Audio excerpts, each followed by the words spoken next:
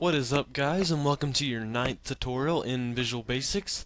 In this tutorial we're going to be learning about conditional statements in Visual Basics, and usually people love this topic because it's basically like giving your program a brain for once besides just the classic this equals that and this equals that.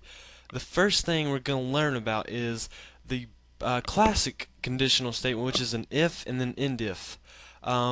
Basically just an if statement. Now what I did is I've created a form already just called testing if. You don't have to do this.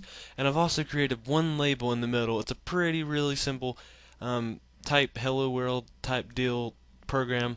Not really, just one label. First thing we're going to do is you should have a variable declared. You can just follow along if you like, but you can just watch the video or follow along. It doesn't matter. Either way, you should get it. It's pretty simple. Okay, the first thing we're going to type is if int testing is equal to 5, if it'll ever type, there we go, then that. Okay, now that I've typed the code, I'm going to explain it. If basically is saying if, in English if.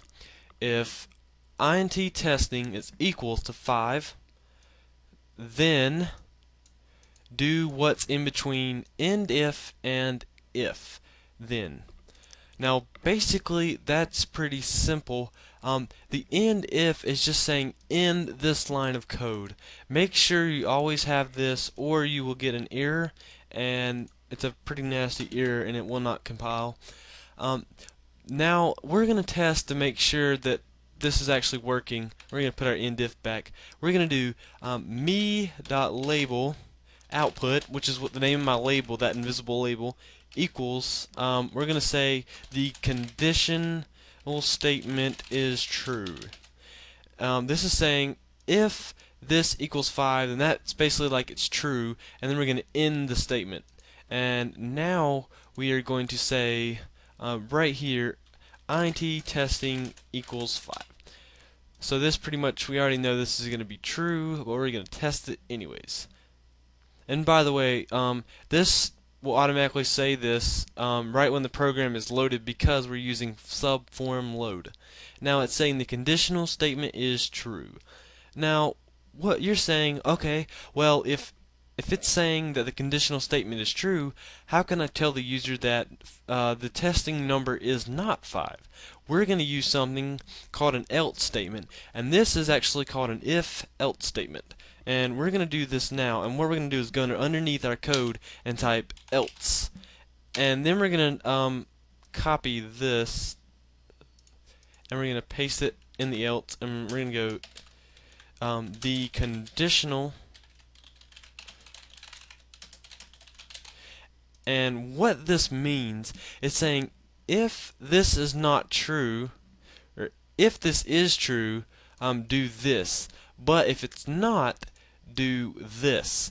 And you always put it inside of an end if, and that's pretty much going to display that this conditional is false if it's not 5. And we're going to go ahead and test that just to make sure I'm not lying. And whenever we run this, it's just that the conditional statement is false if it ever loads. There we go. My computer's running really slow because it's the camera. And we're going to exit this out.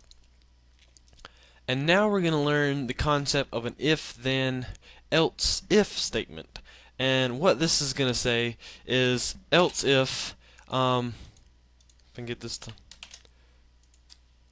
what this says, else if condition, and what we put after else if is our condition, which is going to be int testing equals 4. Then we're going to put our then statement there.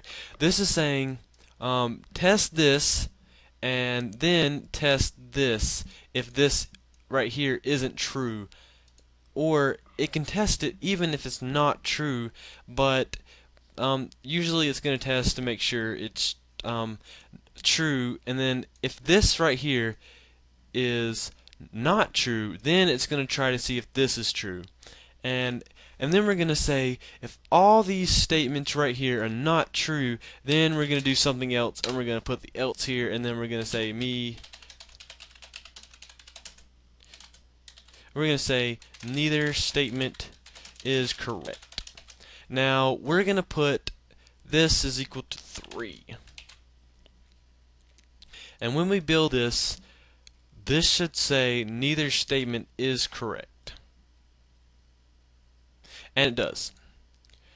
So that's basically saying if this, then do, if I can get it to highlight, if int testing equals 5, then do this.